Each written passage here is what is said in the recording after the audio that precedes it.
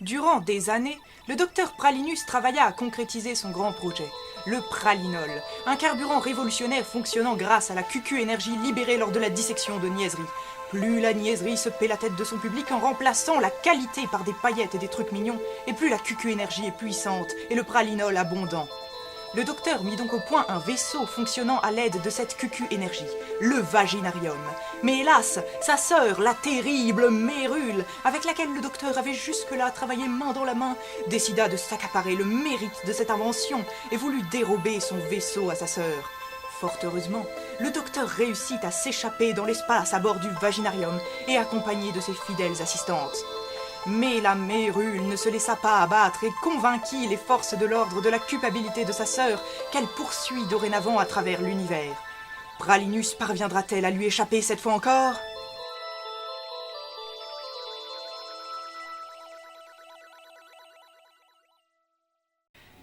Journal de bord. Année stellaire numéro nombre trop important pour qu'on prenne le temps de le dire à voix haute. Nous traversons à présent la constellation hélicoïdale en puisant dans les réserves de pralinol de notre dernière dissection. Capitaine! Capitaine! J'ai un doctorat, Rosemonde, et je considère mon titre de docteur comme plus important Navré de vous interrompre, Docteur, mais nos radars détectent un objet spatial non identifié en approche. Non identifié. Se pourrait-il que... Oui, docteur, il s'agit certainement de la police. Ou encore de la Mérule. Pour le vérifier, une seule solution. Allumez la télé. Non, docteur, je vous en prie.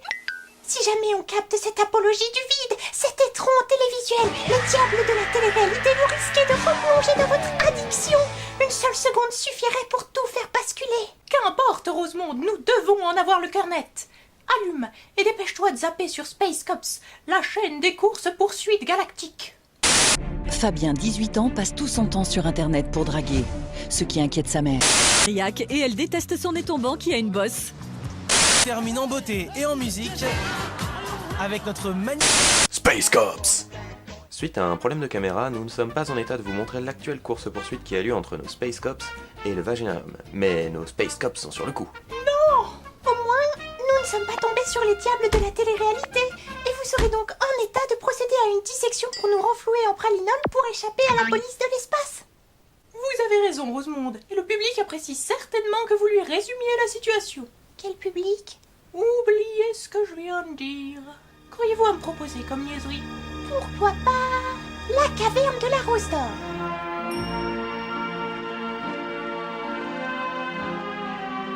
Parfait!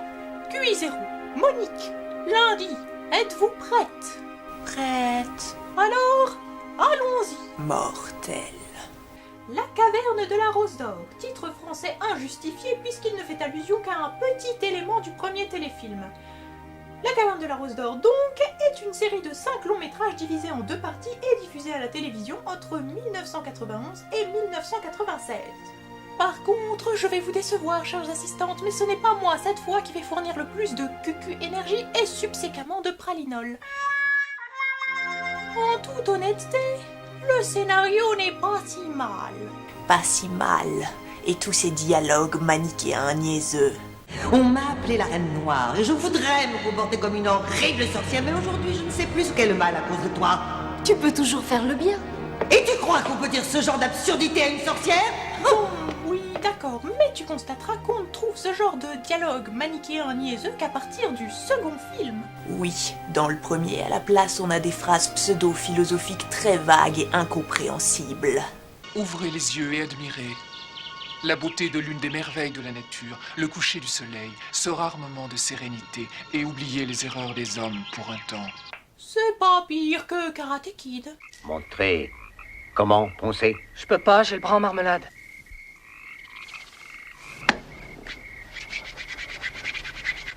D'ailleurs, le premier film de la caverne de la Rose d'Or a beaucoup plus en commun avec les récits initiatiques de ce type qu'avec la romantic fantasy, genre dans lequel on le classe notamment sur Wikipédia. La romantic fantasy, sous-genre de la fantasy, tourne autour d'une histoire d'amour et met en avant le développement psychologique et les relations entre les personnages. On peut par exemple y ranger Princess Bride, Twilight, certains romans de Marion Zimmer Bradley, pas mal de Disney et dans une certaine mesure le deuxième et le troisième film de notre série. faut veiller à ne pas transformer la romantic fantasy en un fourre-tout concernant tous les récits fantasy ayant une héroïne ou étant écrits par une femme, faisant donc de la romantic fantasy le sous-genre de la fantasy. Après tout, les femmes n'ont pas le monopole de l'amour, ce n'est pas Princesse Bouton d'Or la vraie héroïne de Princess Bride, mais Wesley. De même, l'objectif de beaucoup d'héroïnes de fantasy ne concerne pas exclusivement l'hyménée.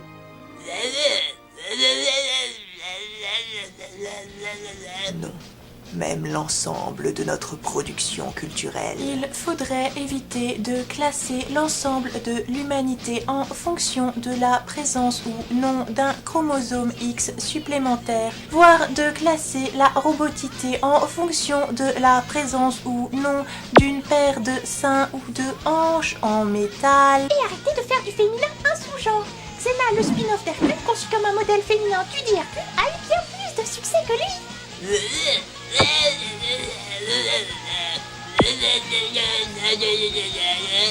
Oui, n'empêche, si nous cessions de catégoriser la production culturelle suivant le sexe visé, nous n'aurions rien à disséquer et subséquemment à pralinoler. Et subséquemment, il n'y aurait ni pralinol ni vaginarium. Mais nous digressons quelque peu, chères assistantes. Les Space Cops ne nous attendent pas, eux. De toute façon, cette digression ne mène à rien. Le genre de la romantic fantasy a des limites floues et rejoint la paranormal romance, mal traduit en beat lit.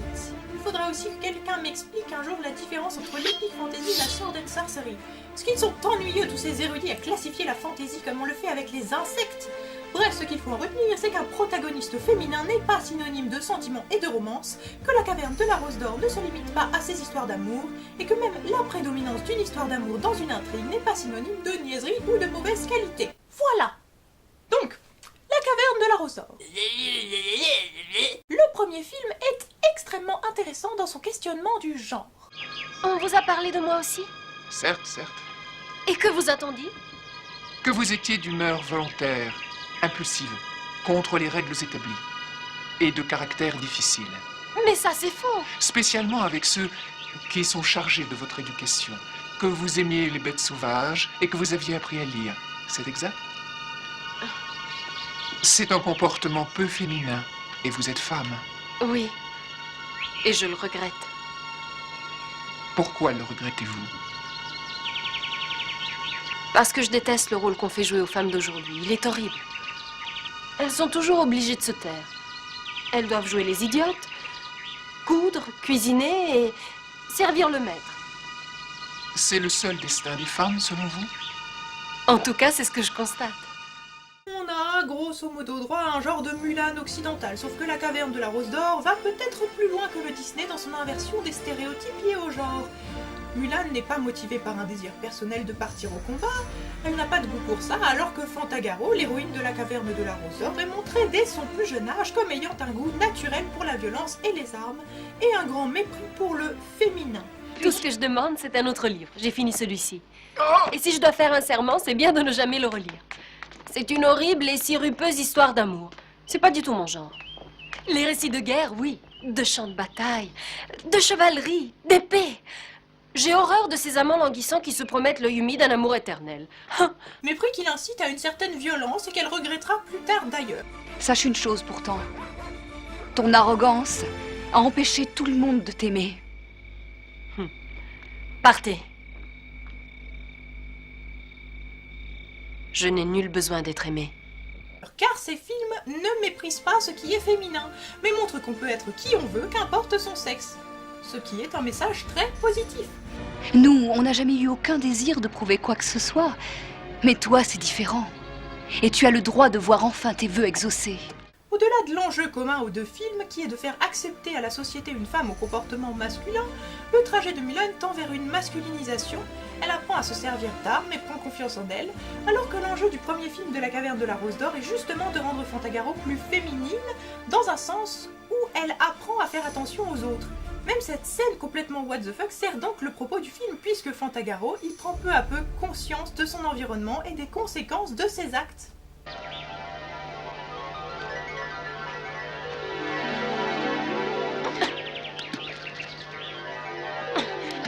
Ça va me calmer. Et comme ça, je ferai de mal à personne. ça va pas, non? Ah ben je l'ai échappé belle, de justesse dirais-je, et seulement grâce à ma vue perçante que Toutes je mes t'ai persuadé excuses. dans la lancette qui était là. Je t'assure que ce n'est pas après toi que j'en avais. Je vais te laisser tranquille maintenant. Ah ben oui, mais c'est dur que tu vas acheter ton caillou sur un autre peut-être.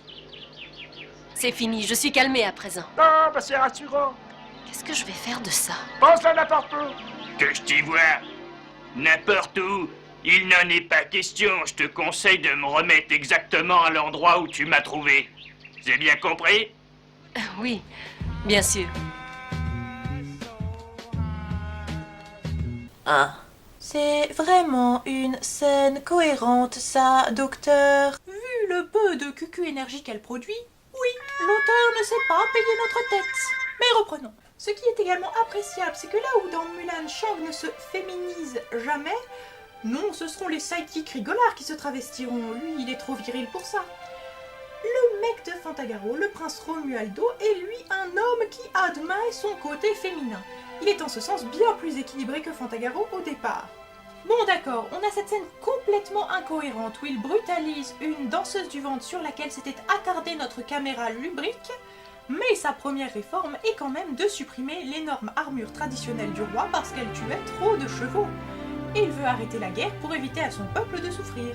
Il est également beaucoup plus romantique que Fantagaro, et à partir du deuxième film, il passera son temps à se faire sauver par elle, ce qui n'ôte rien à sa valeur. Je développerai ça dans mon quota beau garçon. Fantagaro n'est pas la seule garçonne de la série.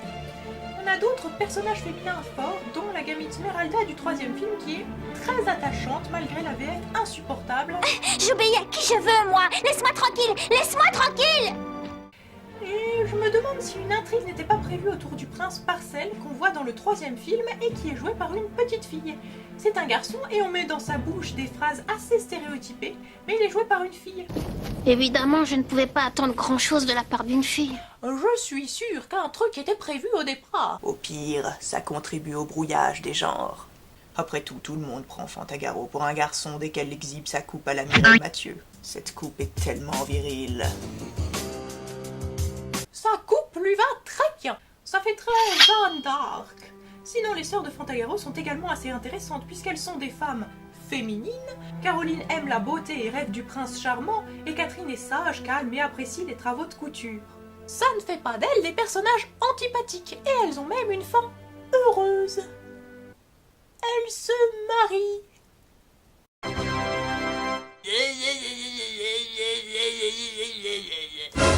J'y viens. Le premier film, malgré un rythme un peu lent et quelques scènes, un rien what the fuck, est plutôt bien écrit et cohérent. Le second et le troisième film, qui est mon préféré, gagnent en rythme et gardent une certaine cohérence. Mais à partir de l'apparition de la Reine Noire dans le second film, on commence à devenir légèrement manichéen et les enjeux sont... disons... Tu peux toujours faire le bien, faire le bien, le bien. Vivre pour répandre le mal, le mal, le mal. Il n'empêche que certains dialogues basés sur cette opposition... le mal, le bien. ...sont... intéressants. Comme cette scène, durant laquelle les deux anciens mignons de la Reine Noire se demandent s'il est bien de ne pas tenir leur promesse de ranimer leur ancienne maîtresse, bien qu'ils sachent qu'en la ranimant, ils lui permettront de commettre d'autres vilainies. On n'a pas le droit de lui faire ça. Tu voudrais que la Reine Noire revienne pour faire le mal?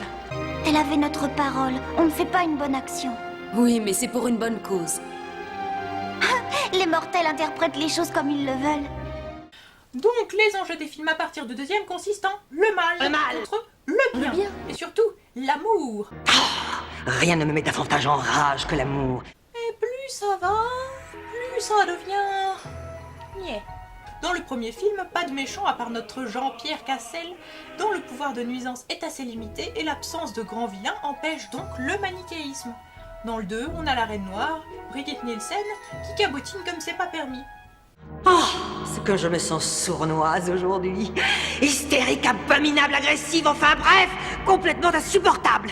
Elle est excellente et un bon personnage de méchant est un trope qui fonctionne assez bien, mais il faut avouer qu'elle bêtifie un peu l'ensemble. Après, on trouve de bonnes choses dans le quatrième film qui la met en équipe avec une autre méchante jouée par Ursula Andress. Et les films 3 et 4 permettent de valoriser les personnages secondaires et de créer des associations intéressantes et inattendues. C'est dû au fait que Kim Rossi Stuart, alias le prince Romualdo, n'était plus très chaud pour continuer. Et il a donc vu sa présence réduite dans le 3e film et ne joue pas dans le 4e où de vieux plans ont été réutilisés. Le reste du casting prend donc sa place et ça fonctionne bien dans le 3e, assez bien dans le 4e. Par contre, pour le 5e... non. D'un côté, j'aime bien qu'on s'éloigne de la vieille marmite des contes de fées et traditions européennes des premiers films, mais à part l'univers américain avec les pirates, ce téléfilm n'a rien pour lui. Seules 2 actrices du casting original étaient présentes, il faut dire. Dur de refaire quelque chose de cohérent. L'ensemble est plat et boiteux avec vraiment beaucoup d'incohérences. Et maintenant, nous allons goûter comme tu es bonne. Des pommes carnivores! Je n'ai jamais vu quelque chose de genre! Les personnages introduits sont plus nombreux mais aussi beaucoup moins attachants. Attention, les paroles que vous allez entendre seront prononcées par des personnages supposément positifs et attachants. Elle sera peut-être en colère après nous. T'inquiète pas, elle ne pourra pas se rappeler, il n'y a pas de risque. C'est pas moi, j'ai rien fait, je te jure. Alors, faisons connaissance. Non, ne bouge pas. J'aime bien quand tu es comme ça.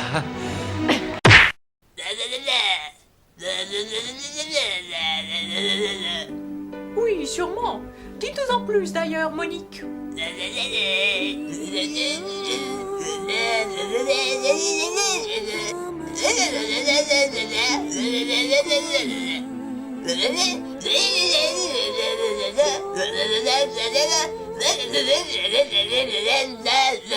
Abbiamo sconfitto il male!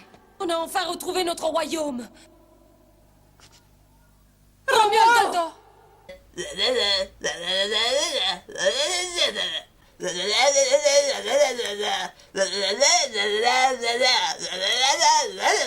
Ce qui m'a trompé, c'est mon cœur. Vous dites que vous avez fabriqué une machine à voyager dans le temps? On ne va quand même pas perdre les mauvaises habitudes. Oh Klaus, comment as-tu osé faire cela à ce pauvre homme? Tu es inutile et fastidieux. Ça me donne un côté classe.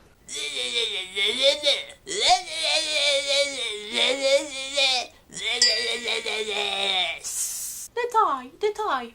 Enchaînez.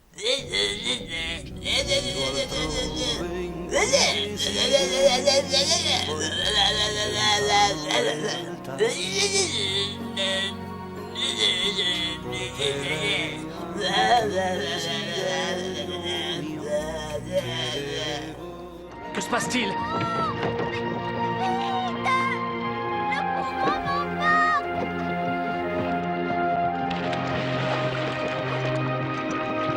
Accroche-toi, je vais te sortir de là.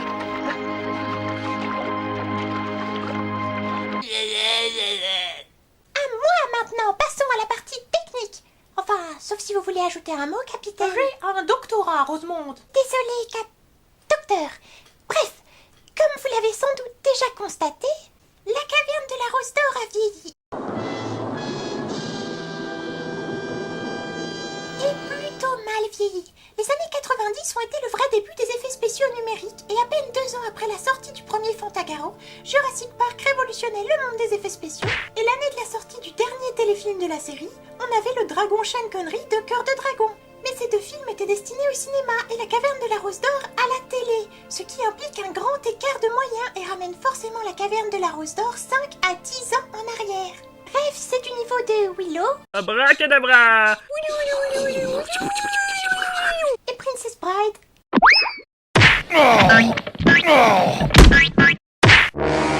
Et c'est plutôt honorable pour une production européenne. Et puis, même si les incrustations ne sont vraiment pas terribles, les marionnettes ne vieillissent pas si mal. Du moins certaines. Celles du dernier film sont horribles.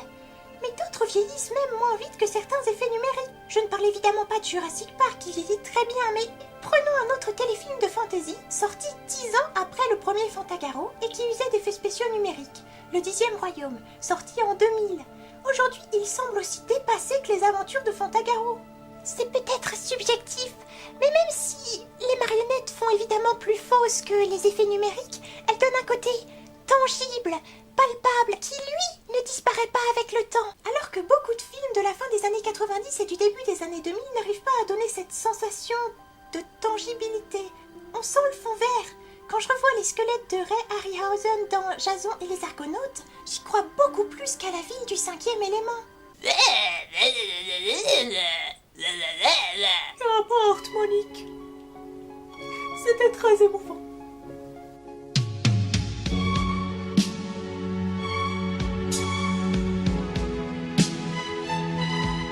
Ah oui, on peut toujours essayer. Ouais. Voilà. Hop là. Attends-moi. Ah bah attends. Bon alors on se dépêche là derrière. On y est presque. Ah vas-y là. On peut y arriver. Hein, pourquoi pas? Je peux parler maintenant, docteur? Enfin, une qui a compris, je suis docteur avant d'être capitaine. Vous préférez que je vous appelle capitaine, docteur? Je crois que le capitaine préfère être appelé capitaine. Mais non, le docteur préfère être appelé capitaine. En tout cas, j'y vais. La firme italienne Yoshi Preciosi, qui a la licence Disney Princess, Disney Fairy, entre autres, a produit une ligne de poupées Fantagaro en 1999 avec la diffusion de la série animée espagnole inspirée des téléfilms. S'il existe apparemment des Fantagaro à cheval, l'avantage mis en avant dans le spot publicitaire que j'ai retrouvé est qu'elle a de belles robes de princesse, ce qui va pas mal à l'encontre du personnage qui se travestit dès qu'elle en a l'occasion et n'a cure des robes de princesse. Mais bon, plus de costumes, c'est plus de jouets et donc plus de dépenses. Mais là où les lignes de jouets Batman, par exemple, motivent les changements de vêtements du justicier par un côté pratique, Batman revêt cette belle armure pour ne pas avoir froid au cucu, par exemple. Et il est placé en situation d'action. Be the man, Batman. Yay! Be the man, Batman. Les poupées et figurines destinées aux filles sont, elles, vendues par rapport à leur beauté, et les petites filles des publicités s'extasient longuement sur la beauté de leurs poupées. Enfin, à quelques exceptions près, la poupée Mulan à laquelle on pouvait couper les cheveux a été ma favorite pendant des années car elle était clairement destinée à combattre. C'était elle le grand général de l'armée quand je jouais à Barbie Chemin des Dames. Q0, comment vous dire ça poliment? Vous êtes un robot. Subséquemment, vous n'avez pas eu d'enfance. Subséquemment, on ne vous a pas offert de jouets. Subséquemment, vous compensez, vous palliez à cette frustration en profitant de votre position au sein de mon équipe pour consommer beaucoup de jouets sous prétexte d'analyse. De 1, je suis un cyborg, pas un robot. De 2, même si j'étais un robot, je pourrais avoir des jouets. Dans AI, David, le robot enfant, a un ours, un jouet. Certes, AI n'est pas le film du siècle, n'empêche. Et c'est là que j'interviens pour enfin passer à la partie intéressante, celle qui va remplir notre réservoir de pralinol, parce que pour le moment, c'est pas glorieux.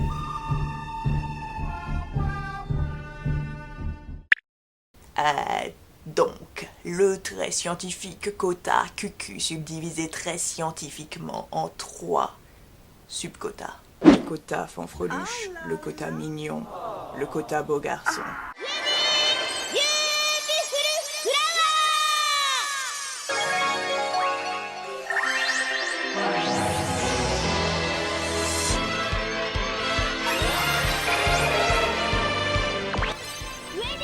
Quota fanfreluche, car les femmes aiment les vêtements, c'est dans leur gène.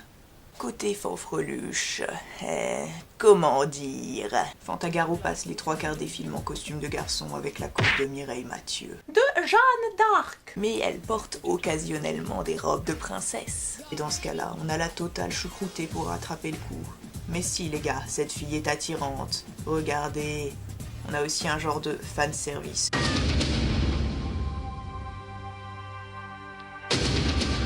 Je vois pas comment le qualifier autrement, désolé, destiné de toute évidence au public masculin. Sérieusement, film, le fantasme de la danse du ventre.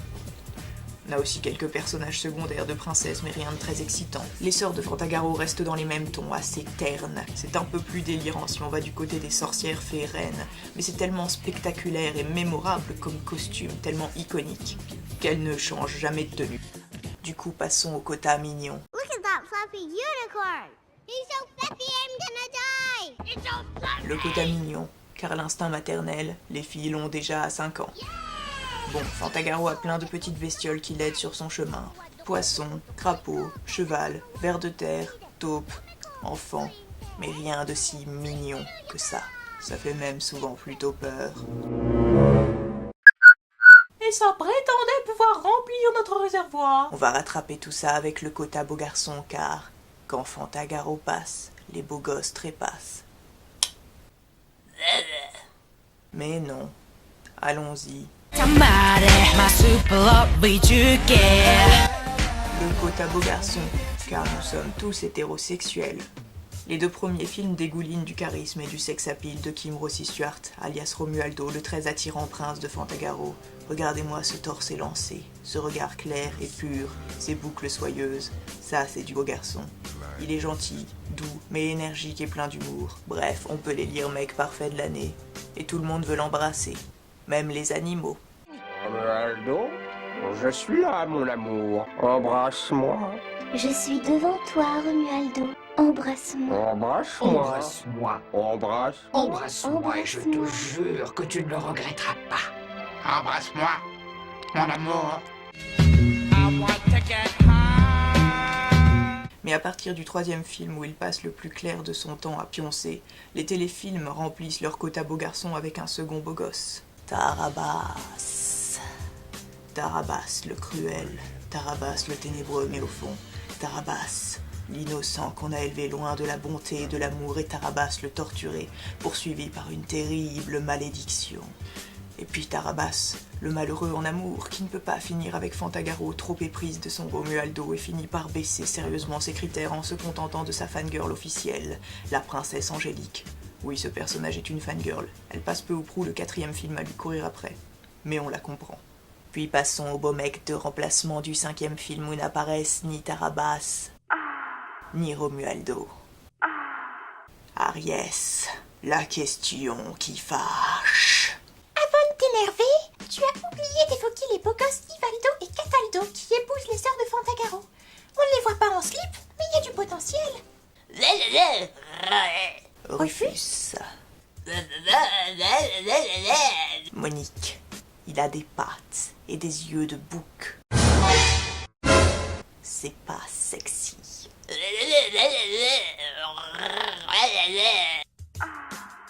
Il lui manque le regard clair, typique des beaux gosses de Fantagaro. Ce regard qui dit câlin, câlin. Non, il dit juste je ne sais pas ce que je fais dans ce film. Mais qu'est-ce que je fous là? Vous en voyez des choses dans un regard. Vous voyez quoi dans le mien? Que vous avez du mal à supporter vos lentilles, ma petite Rosemonde. Mais lundi, vous alliez en venir à Ariès. Serait-ce là un sujet susceptible de remplir notre réservoir? Tout à fait, docteur. Le 5e téléfilm fait donc plonger Fantagaro dans les bras d'un second amoureux, Ariès, le héros typique de blockbuster des années 80-90, un genre de Han Solo ou de Val Kilmer dans Willow. Macho, cabotin et rigolard, mais avec un côté tendre et le regard clair, fais-moi un câlin. Câlin. Pourquoi cette relation me pose problème? Non, ne bouge pas. J'aime bien quand tu es comme ça. Parce que le 5e téléfilm de la caverne de la Rose d'Or est complètement coupé du reste de l'histoire puisque notre héroïne est catapultée dans un autre monde sans espoir de revenir dans son ancien univers. Mais enfin, l'héroïne reste Fantagaro et son évolution, son vécu est nié, foulé aux pieds, balayé au profit de ses nouveaux amis, une bande d'insupportables niards et le belâtre immature de service. Merde! À la fin, 4 téléfilms de 3 heures à sauver les fesses de Romualdo et à repousser les avances de Tarabas, ça ne compte pas. Il suffit qu'un belâtre au regard tendre croise son regard et c'est bon. Ah! En attendant, nous n'avons pas assez de pralinol pour fournir une accélération susceptible de semer nos poursuivants, et ce malgré toute notre bonne volonté. Et d'après la télé, les Space Cops s'approchent. Notre caméra est toujours HS, mais d'ici une demi-heure... Donnez-moi ça! Je ne veux plus voir ça! Non, docteur, ne zappez pas! Jean-Kévin avouera-t-il à Marie-Stéphanie que c'est lui qui a laissé un poil sur le savon? Cette terrible épreuve va-t-elle éloigner nos deux tourtereaux ou au contraire renforcer leur lien? Et Vanessa et Sophie, les deux ex diaboliques de Jean-Kévin, perceront-elles dans la musique avec leur hit Jean-Kévin has got a tiny tiny dick? Vous le saurez tout de suite en regardant Les Diables de la télé-réalité. Cerveau, HS, non plus bouger. Le docteur semble inapte à poursuivre toute tentative pour remplir le réservoir. Les Space Cops arrivent.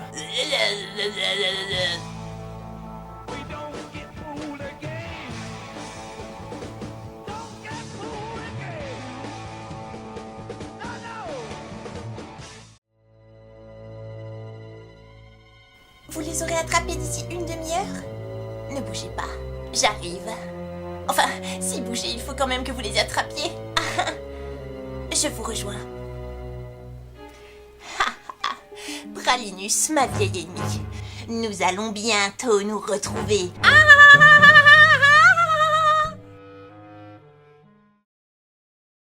Dans le vaginarium du docteur Sont analysées toutes les niaiseries. Mais le docteur fait vite une overdose. Et vomit des Barbie. Tout explose En rose et mauve. guimauve. Pauvre docteur.